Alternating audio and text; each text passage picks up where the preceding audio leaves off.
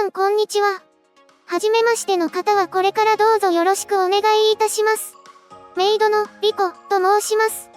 今まではこのような立ち絵だった私ですが、皆さんの視力が良くなったことでついに、私の解像度がぐんと上がりました。低解像度だった以前の私では再現できなかったポーズや表情がたくさんできるようになりました。喜んだり、悲しんだり、驚いたり、怒ったり、非常に豊かな表情を楽しむことができます。口だってたくさん動きますよ。あいうえおで口が動くだけでなく、瞬きも自然なタイミングでしますからね。動画中、よーく見てみてください。このチャンネルでは主に、小説家になろうという小説投稿サイトから生まれた作品の小説や漫画、アニメの感想を、私がああだこうだと言い続け、まだ見ぬ作品の出会いの場にしたり、私が苦しむ姿を楽しんだり、自分が実際読んだ感想を書いて話し合ったり、といろんな楽しみ方をしていただきたいです。チャンネル登録者1万人を目指しているので、ぜひチャンネル登録をよろしくお願いします。これで終わるのもなんですし、せっかくですから私の自己紹介をしていこうと思います。私はもともと、マインクラフトというゲームのモッドの一つである、リトルメイドモブにいるメイドなんです。主人に捨てられたことも知らず、ぼーっと時間が過ぎるのを眺めるだけの日々を過ごしていたのですが、今は私たちのマネージメントをしてくれているあかりさんが拾ってくれて楽しく過ごしているところです。私はあまり思い入れはありませんでしたが、あかりさんたちは主人に復讐なんかしていたみたいです。詳しいお話は別チャンネルに上げている動画を参照してください。私は次回の主人公になる予定なんですけど、いつまで経っても撮影のお呼びがかからないのはどうしてでしょうね。台本も数話分もらっているし、なんなら少し撮影しましたよね。監督が降板しちゃったんでしょうか。不安です。私はもともと本を読むのが好きで、よく魔導書を読んでは魔法を打ちまくっていたのですが、あかりさんに止められてしまい、だったら小説や漫画本あるからそれを読んでレビュー上げてみなよ。と言われて今に至ります。一番最初はあかりさんがやっていましたからね。あかりさんがレビューした動画もぜひ見てくださいね。ということで、ここからはもっと私個人のお話をしていこうと思います。某有名海賊の人にセリフを奪われてしまった知名度激ヒック作品のキャラが、何が嫌いかより、何が好きかで自分を語れよ。と言っていたので、私の好きなことに関してお話ししていきますね。ちなみに、私ワンピースは全然知りません。というより週刊誌、月刊誌は全くと言っていいほど読んでこなかった人生です。有名作品は名前自体は聞いたことありますが、内容はさっぱりなので、たとえナロー系に同じような展開とかあっても新鮮な目で見れるという利点があります。週刊誌は本当に時々、コロコロやボンボンを買ってもらって読んでいましたね。一時期、漫画タイムキララだったかな。それはハマって毎月買っていましたけれど、昔から天の弱だったのでしょうね。有名な作品は面白いのは分かっているからあまり興味がなく、タイトル、あらすじを見て、面白そうだけどあんまり売れてなさそうなのをよく手に取っていました。本当に人気がなかったのかはわかりませんよ。私があくまでそう感じただけで。というような性格の私がこれから好きなものを言っていくので、まあ、覚悟してください。まず私が小説を好きになったきっかけの最初の小説というかラノベかな。それをご紹介しましょう。それがこちら。セイバーマリオネット J。作者は赤堀悟先生です。こちらはいろんなシリーズあるしアニメ化もされているし言わずと知れた有名な作品でしょう。なんたって赤堀先生の作品ですし、兄の部屋に全巻揃っていたものを少し拝借して読んでいたので、リアタイの人ではないです。リアタイじゃないですからね。世代が違いますからね。こちらを読む前も児童文庫のようなものは読んでいたのですが、内容が全然違いました。文章だけでこんなにも人を感動させることができるものがあるんだ。と当時は非常に興奮しました。今も非常に感動させられてはいますけれどね。そこからは他にも赤堀先生の作品があったので、それらを読んだり、学校の図書館にある本を結構読みましたね。図書館にあった本でお気に入りだったのは、レイチェルシリーズかな。ダークファンタジーのような雰囲気が好きでした。そんな私の今でも好きな作品は、この後にするみんなの質問コーナーで取り上げるので、とりあえず保留です。今度は好きなゲームについて話しましょうか。マインクラフトは殿堂入りということで置いといて、RPG 系だと、グランディアですね。ちなみにセガ版の方です。RPG 自体そこまでやったことはないのですが、グランディアは本当に素晴らしい作品でした。戦闘システムも良かったですし、物語も壮大で非常に感動しました。2番目のボスが倒せなさすぎて、これ体験版なんだ、絶対倒せないパターンの敵だ。と思って一度放置したのは良い思い出。シミュレーションゲームでは、初恋です。今は亡き、ルーンから発売されたアダルトゲームです。当時は R18 の方ではなく、プリンセスソフトというメーカーから発売された PS2 移植版を遊んでいました。みんな絶対知らないでしょこれ。知っている方がいたらほんと、コメントください。本作品は高校生の主人公、初島実と5人のヒロインたちとの初恋を描く物語になっています。一番最初に買ったガルゲーということもあり、思い出補正は大きいかもしれませんが非常に良かったです。これ話すと結構長くなってしまうので、要望があれば別な機会にがっつりお話ししましょう。物語もキャラも BGM も、すべてが好き。この主題歌もほんと心落ち着きます。というか聞くたび、思い出すたびにちょっとうるっと来てしまうくらい心に残ってるのよね。いつか、この曲だけはピアノで完璧に弾けるようになりたいと思っています。ちなみに好きな歌手は、佐藤ひろみさんです。もう引退してしまいましたけれど、好きな歌手はたくさんいますけれど、この人くらいですね。シングルもアルバムもほとんど買ったっていう人は、なぜかというと、初恋の主題歌を歌っているんですよ。最初は、これいい曲だなぁ、と思った程度だったのですが、次に買ったガルゲーの主題歌もこの方だったんですよ。当時、ものすごく売れていたからっていう理由はあるかもしれませんが、運命を感じてしまいまして、昔が懐かしくなってしまいます。他のシミュレーションゲームで気に入っているのは、牧場物語です。ミネラルタウンはかなりやっていた記憶があります。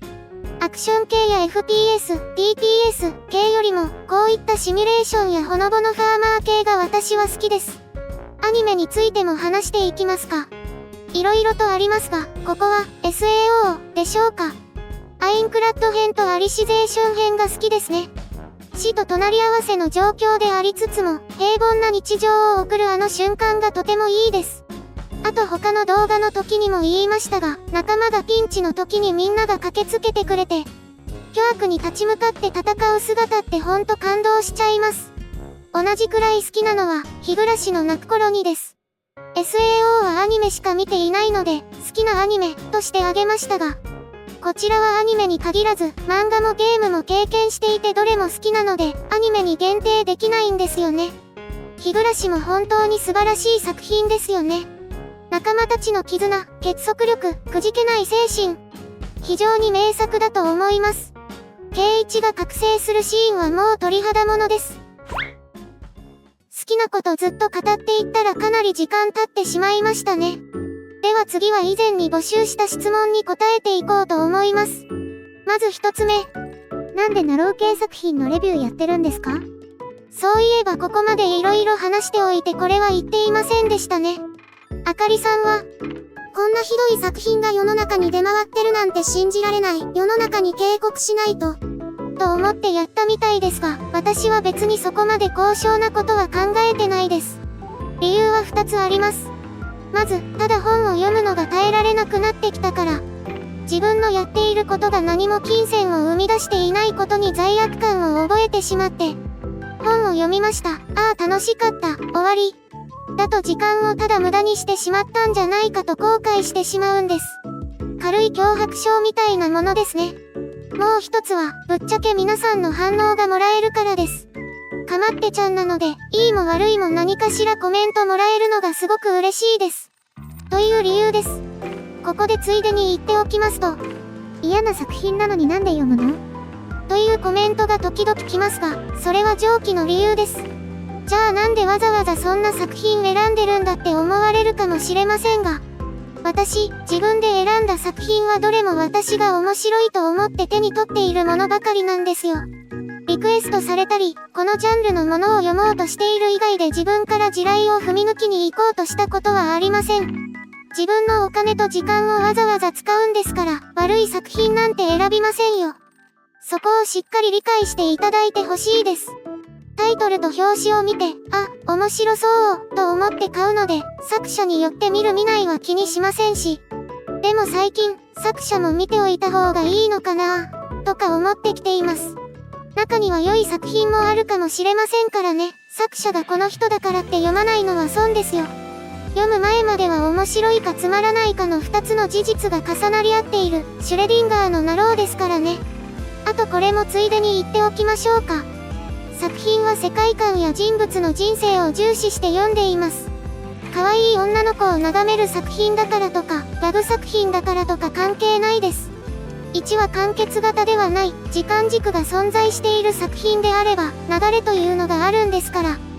そういったものを考えるのが面白いです。この作品はこういうジャンルなのに何言ってるの？と思う方々もいるでしょうが、そこはご了承ください。そういうチャンネルです、ここは。それではお次の質問に行きましょう。だいたい月に書籍、種類問わず、はいくらくらい使っていますか？最近はアニメを結構見ていたり別なことをしていたりで書籍はそこまで読んでいないので、月に2、3冊くらいです。先ほども言ったように、読んだ作品を動画化する工程もあるので、普段でも4、5冊ですね。もっと前は10冊以上買っていましたね。たくさんありますからね、なろうって。さて次。自作ですか？絵師さんに依頼されましたか？冒頭で、皆さんの視力が上がったから見えるようになった、と言ってしまったのでめたい話にはなってしまうのですが、ぷい様に書いていただきました。非常に可愛らしく私を書いていただき誠にありがとうございます。説明欄にぷい様のツイッターやピクシブを載せておきますので、ぜひご覧ください。私は、スキマというサイトで依頼をさせていただいたのですが、非常に丁寧で、要望にも色々と答えていただいたり、お互い確認しつつ大変良い私の姿を描いてくださりました。皆さんも、もしよければイラストの依頼をお願いします。では3つ目の質問。メイドとして好きなご主人様のタイプはありますか？そうですね。何も用事を言ってこない主人がいいです。私がしていることを邪魔せず、お砂糖とケーキだけ毎日くれれば十分です。お砂糖を切らさないことこそ、主人に求められる技量ですから。最低でも常時ジュースタックはないと無理です。手持ちにパンパンにお砂糖を入れて、あとは自由行動にしてくれたらすごく嬉しいですよね。でも、私が構ってほしい時にはいつでも対応してください。皆さんも、そういう器の大きい主人になってくださいね。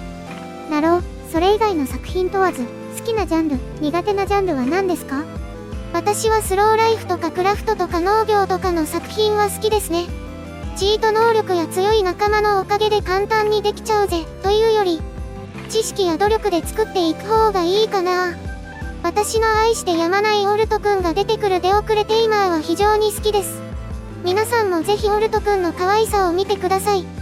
その他は、ワッハッハーって笑う面白さではなく、世界観や謎に興味を惹かれる面白さがある作品が好きですね。笑いたければ漫才やコントを見ますし、苦手なジャンルは何でしょう。あまりにグロいやつや中途半端なエロは嫌ですね。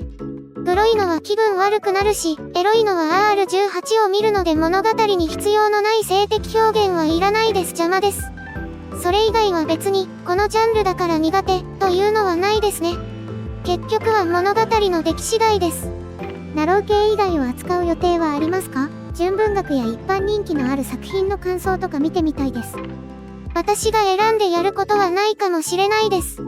リクエストに上がってて気が向いたら、という感じでしょうね。純文学や一般人気のある作品って、面白いってわかってるじゃないですか。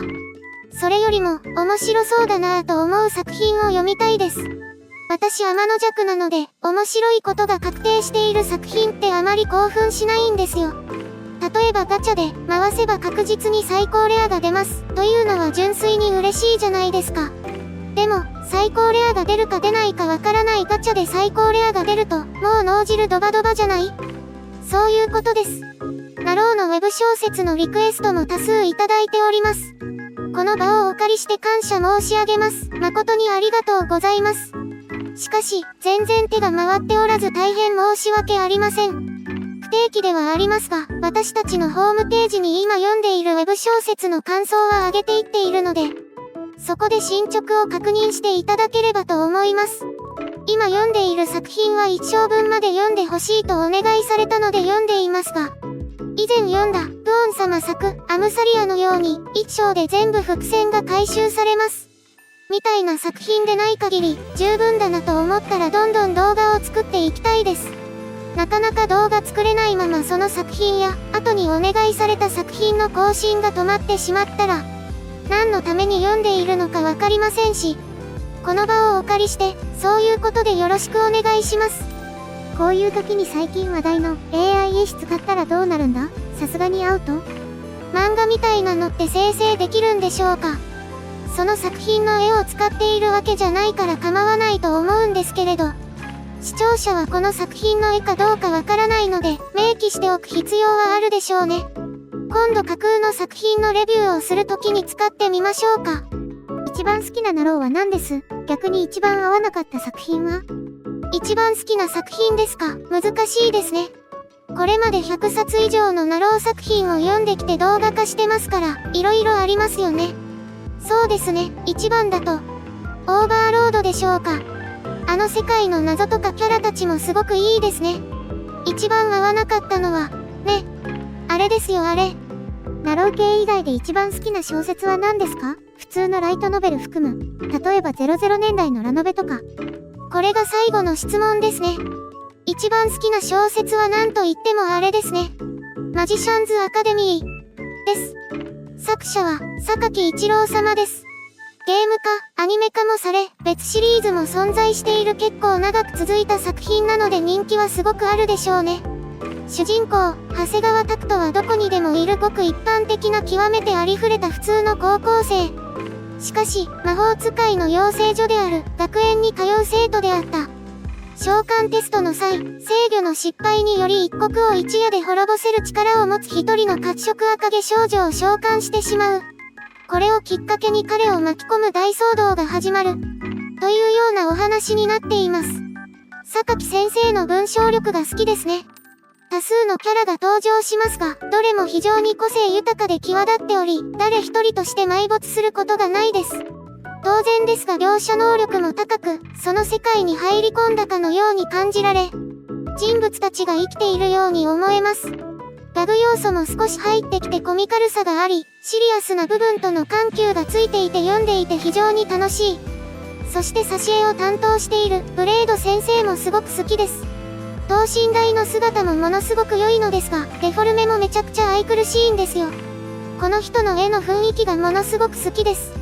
こんないい作品を基準に他の作品を比べてしまうので、どうしても、ね。ぜひ皆さんに読んでもらいたいです。これで皆さんの質問は以上になります。結構長い自己紹介動画になりましたが、私のことが少しは分かっていただけたでしょうか？他に聞きたいことがあれば、コメント欄にいくらでも書いていってください。これからもどんどん動画を投稿していくので、いつまでもごひいきのほど、よろしくお願いいたします。